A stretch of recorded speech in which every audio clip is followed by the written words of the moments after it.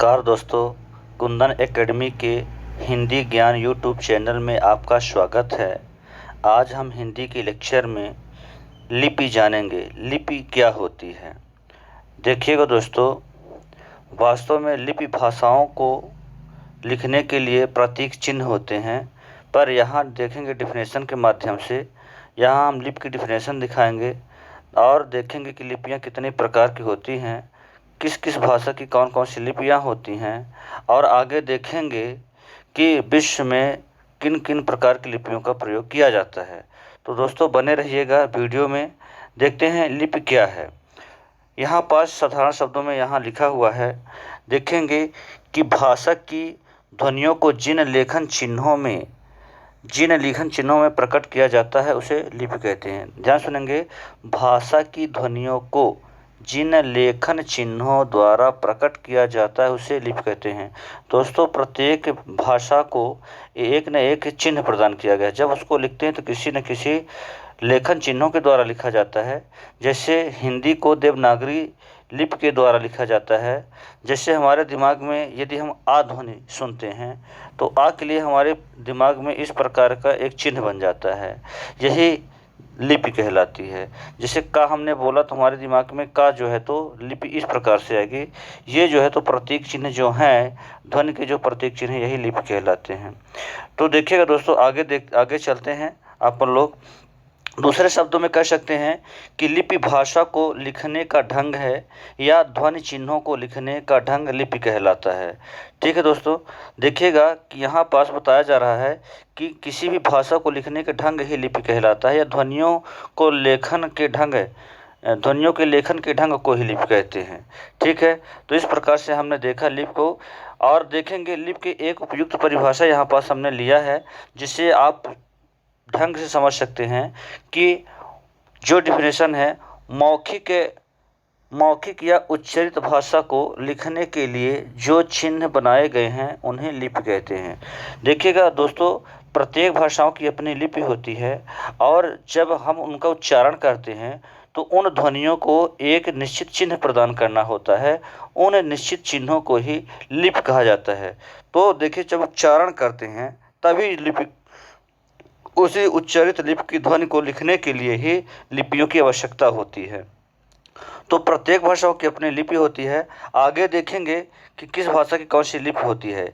यहाँ देखा हमने लिखा हुआ है कि प्रत्येक भाषाओं की अपनी लिपि होती है। जैसे कुछ उदाहरण दिए हुए हैं, उदाहरण के माध्यम से हम लोग देखेंगे कि यहाँ पास देखेंगे भाषा है। उदाहरण में देखेंगे कि भाषाएं हैं और उनकी लिपियाँ लिखी हुई हैं। देखेंगे हिंदी भाषा की जो लिपि होती है देवनागरी लिपि होती है। दोस्तों, आपको पता होगा कि देवनागरी लिपि की उत्पत्ति एक प्राचीन लिपि ब्राह्मी से हुई है। ठीक है, इसी प्रकार देखेंगे संस्कृत की भी लिपि क्या होती है, देवनागरी लिपि होती है। देखेंगे पंजाबी की लिपि यहाँ देखा है कि गुरुमुखी लिपि होती है। कौन सी लिपि होती है दोस्तों? यहाँ गुरुमुखी लिपि बताया हुआ है कि पंजाबी की लिपि कौन होती है, गुरुमुखी लिपि होती है। ठीक इसी प्रकार जो है तो उर्दू की लिपि देखेंगे फारसी होती है। गुजराती की लिपि जो है तो देवनागरी है। अंग्रेजी की लिपि रोमन लिपि होती है। मराठी की लिपि देवनागरी होती है। नेपाली की लिपि भी जो है तो देखेंगे दोस्तों यहाँ पास कि देवनागरी ही होती है ना। देखेंगे कि जो नेपाली है इसकी भी लिपि देवनागरी है। और जो फ्रेंच लिपि होती है, फ्रेंच भाषा होती है, इसकी लिपि क्या होती है, रोमन लिपि। स्पेनिश भाषा की लिपि क्या होती है, रोमन लिपि होती है। आशा मैं कहना चाहता हूँ कि प्रत्येक भाषाओं की लिपियाँ होती हैं और दुनिया में तमाम प्रकार की भाषाएं हैं, और उन भाषाओं को किसी न किसी लिपि के माध्यम से लिखा जाता है। तो देखा है हमने कि हिंदी के अतिरिक्त, यहाँ पास देखा है दोस्तों कि हिंदी के अतिरिक्त ऐसी कई भाषाएं हैं जिनकी लिपि देवनागरी है। जैसे हमने बताया कि संस्कृत हो गई, गुजराती हो गई, मराठी हो गई और नेपाली हो गई। तो इन भाषाओं की लिपियाँ क्या होती हैं, देवनागरी है। और मध्य प्रदेश सब इंस्पेक्टर के एग्जाम में एक बार क्वेश्चन आया कि हिंदी के अतिरिक्त किस भाषा की लिपि देवनागरी है। ऑप्शन था, आपके पास ऑप्शन था, यहाँ देखेंगे कुछ ऑप्शन हम बता रहे हैं किस प्रकार से ऑप्शन थे। जैसे मराठी हो गया, ठीक है, फ्रेंच हो गया, अंग्रेजी हो गई, और आगे देखिएगा अगला चौथा ऑप्शन, जैसे मान लीजिएगा कि आपके पास आ जाता है पंजाबी। तो देखिएगा पंजाबी की भी लिपि देवनागरी नहीं होती है, अंग्रेजी की भी नहीं होती है और फ्रेंच की भी नहीं होती, बल्कि किसकी देवनागरी होती है? मराठी की लिपि देवनागरी होती है। देखा आपने। तो इस प्रकार से जो है तो आप एक आंसर को सही कर पाएंगे। आगे देखते हैं दोस्तों, देवनागरी लिपि क्या होती है। जैसा कि हमने बताया कि हम हिंदी पढ़ रहे हैं और हिंदी की लिपि क्या होती है? देवनागरी लिपि होती है। ठीक है, तो देखेंगे यहाँ देवनागरी लिपि के बारे में यहाँ पढ़ेंगे।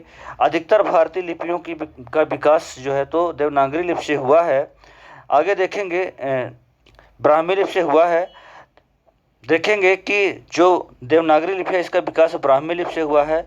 तो जो ये देवनागरी लिपि होती है ये होती कैसे है, इसके बारे में यहाँ देखेंगे। यहाँ बताया हुआ है कि यह बाएं से दाएं तरफ लिखी जाती है। क्या? देवनागरी लिपि बाएं से दाएं तरफ लिखी जाती है और प्रत्येक शब्द के ऊपर रेखा खींची जाती है, जिसे शिरोरेखा कहते हैं। दोस्तों महत्वपूर्ण है, शिरोरेखा कहते हैं। क्या? जब एक से अधिक लाइन की जो पंक्तियां होती हैं हिंदी में, तो उनको बाएं से दाएं तरफ लिखा जाता है। जैसे हमने बताया, यहाँ आपने जो देखा होगा कि हिंदी कैसे लिखा गया है, यहाँ बाएं से दाएं तरफ हम चल रहे हैं, है ना। कैसे? इधर देखेंगे कि बाएं से दाएं तरफ लिखा गया है, फिर एक से अधिक लाइन का है तो पुनः जो है तो बाएं से दाएं की ओर लिखा जाता है ना। और प्रत्येक शब्द के ऊपर रेखाएं खींची जाती है, जिसे क्या कहते हैं? शिरोरेखा कहते हैं दोस्तों। तो आशा करता हूँ कि दोस्तों समझ में आ रहा होगा, ये देवनागरी लिपि है ना। आगे देखेंगे कि हिंदी भाषा की लिपि देवनागरी है। इसके अतिरिक्त संस्कृत, गुजराती, मराठी, नेपाली की लिपि भी देवनागरी है, जो कि हमने आगे ही आपको बता चुके हैं। आगे देखेंगे यहाँ पास कि विश्व में जो विकसित लिपियाँ हैं वो कौन कौन सी लिपियाँ हैं। देखेंगे यहाँ पास कि विश्व में मुख्यतः 3 प्रकार की लिपियाँ पाई जाती हैं। कौन कौन सी? यहाँ देखेंगे, उनके प्रकार देखेंगे, कौन कौन सी लिपियाँ पाई जाती हैं। और दोस्तों बहुत महत्वपूर्ण बात है, यहाँ ध्यान रखना कि विश्व में मुख्य रूप से 3 ही प्रकार की जो है तो लिपियाँ पाई जाती हैं। उन लिपियों को एक एक करके हम देखेंगे। यहाँ पहली लिपि देखेंगे कि यहाँ पहली लिपि है कौन सी? चित्रलिपि देखेंगे। ठीक है दोस्तों, यहाँ पहली लिपि है चित्रलिपि। यहाँ देखेंगे चित्रलिपि के बारे में, जिसका प्रयोग चीन, जापान, कोरिया आदि देशों में किया जाता है ना। जिसके द्वारा चित्र के द्वारा विचारों को अभिव्यक्त किया जाता है। देखिएगा जो चित्रलिपि होती है दोस्तों, इसमें इस लिपि में छोटे छोटे चित्र बने होते हैं और उसके माध्यम से भावों और विचारों को व्यक्त किया जाता है। और इस लिपि का प्रयोग प्रायः चीन, जापान और कोरिया जैसे देशों में किया जाता है। तो देखेंगे दोस्तों ये चित्रलिपि हो गई। इसी प्रकार देखेंगे जो दूसरी लिपि है उसको कहते हैं ब्राह्मी लिपि। देखेंगे जो ब्राह्मी लिपि होती है इसका प्रयोग कैसे होता है।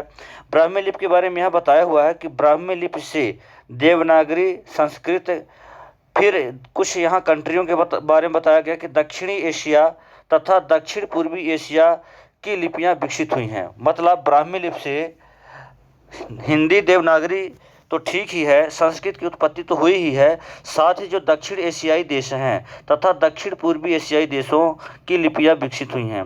तो देखिएगा जैसे भारत जो है तो दक्षिण एशिया के अंतर्गत आता है, श्रीलंका दक्षिण एशियाई देशों के अंतर्गत आता है, मालदीव दक्षिण एशियाई देशों में आता है। सेम इसी प्रकार दक्षिण पूर्वी एशियाई देशों में देखेंगे कि म्यांमार हो गया, इंडोनेशिया, मलेशिया जैसे देश जो हैं तो किसके अंतर्गत आते हैं? दक्षिण पूर्वी एशियाओं में आते हैं। और इन देशों की जो भाषाएं हैं और इनकी जो लिपियां हैं ब्राह्मी लिपि के अंतर्गत आती हैं। तो देखिएगा दोस्तों, जो जैसा कि बताया कि पूरी दुनिया में केवल 3 ही प्रकार की लिपियां पाई जाती हैं।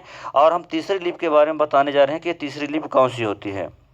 देखिएगा ये तीसरी लिपि है फोनेशियन लिपि, इसको कहा जाता है।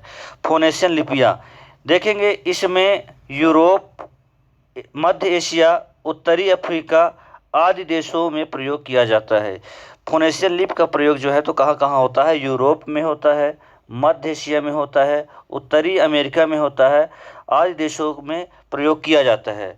तो देखेंगे दोस्तों, जैसे फोनेशियन लिपि के बारे में मैंने बताया कि जो यूरोपियन कंट्री हैं, जहाँ जैसे ब्रिटेन जैसे देश आते हैं, यहाँ इंग्लिश का प्रयोग होता है और उसकी जो लिपि होती है तो रोमन लिपि होती है। तो कहीं ना कहीं फोनेशियन लिपि के अंतर्गत रोमन लिपि भी आती है। तो देखेंगे दोस्तों कि जो दुनिया की तमाम भाषाएं हैं केवल इन्हीं 3 लिपियों के अंतर्गत ही आती हैं। यहाँ लिखा हुआ है कि देखेंगे कि लगभग संसार की संपूर्ण लिपियाँ इन्हीं 3 लिपियों के दायरे में हैं। ठीक है, संपूर्ण लिपियाँ जो है तो इन्हीं 3 लिपियों के दायरे में आती हैं, इसी के अंतर्गत ही आती हैं, इन्हीं के दायरे में आती हैं। फिर आगे देखेंगे एक चीज़ और अक्सर आपने सुना होगा ब्रेल लिपि के बारे में। क्या कौन सी लिपि? ब्रेल लिपि। ठीक है, ये ब्रेल लिपि क्या होती है यहाँ हम देखेंगे ब्रेल लिपि के बारे में कि ये लिपि क्या होती है। यहाँ देखेंगे यह लिपि विशेष रूप से दृष्टिबाधित लोगों के लिए होती है, ब्लाइंड लोगों के लिए। यह 6 बिंदुओं पर आधारित होती है। दृष्टिबाधित लोग अपनी उंगलियों के माध्यम से अध्ययन करते हैं, किंतु यह अन्य भाषाओं की तरह नहीं होती है। आगे देखेंगे हिंदी या कह सकते हैं अंग्रेजी या कोई विशेष भाषा नहीं, बल्कि उन सब का समग्र रूप है। इस लिपि की खोज लुईस ब्रेल ने की थी। देखिएगा, एक फ्रांसीसी व्यक्ति थे दोस्तों जिनका नाम था लुईस ब्रेल। इनके बारे में मैं आपको थोड़ा जानकारी बताना चाहूँगा कि ये जो लिपि के आविष्कारक लुईस ब्रेल हैं, बचपन में 6-7 वर्ष की उम्र में इनकी आँख में क्षण घुस जाता है, जिसकी वजह से ये एक आँख से पहले इनकी एक आँख नष्ट हो जाती है, उसके बाद दूसरी आँख भी धीरे धीरे संक्रमित हो जाती है और वो भी नष्ट हो जाती है। फिर इन्होंने ब्रेल लिपि का आविष्कार किया और देखेंगे कि इनको ब्रेल लिपि का आविष्कारक कहा जाता है और इस लिपि का नाम भी ब्रेल लिपि पड़ा।